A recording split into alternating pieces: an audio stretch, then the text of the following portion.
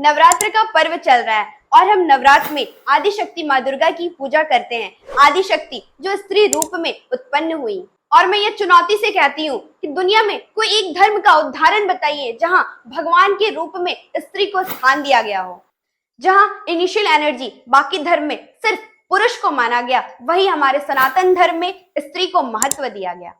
और इसी initial energy को हम नवरात्र में माँ आदि पराशक्ति के 9 रूपों में आराधना करते हैं।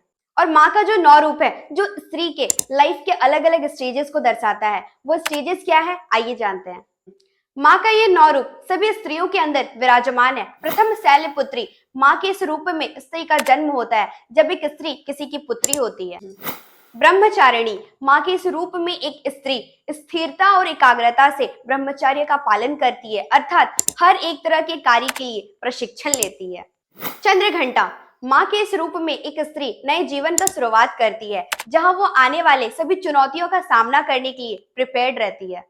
कुष्मांडा, माँ का ये रूप स्त्री के अंदर मातृत्व भाव को लाता है, जहां वो गर्भ धारण कर एक नए जीवन को संभालती है।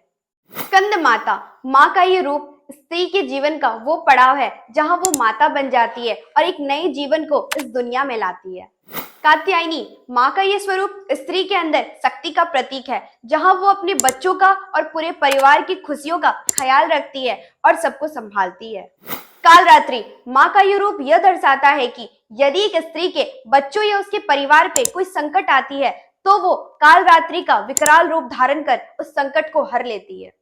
महागौरी, माँ का यह स्वरूप सौम्यता का प्रतीक है। यह जो स्वरूप है माँ दुर्गा का, वो सभी स्त्री को अपने परिवार की उन्नति और सुख के प्रति उनका जो उत्तरदायित्व है उन्हें याद दिलाती है।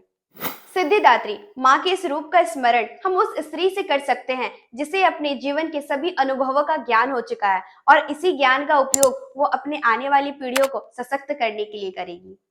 तो आइए इस नवरात्र माँ के इन सभी रूपों का स्मरण करते हुए नारी शक्ति माता आदि शक्ति को हृदय से नमन करें।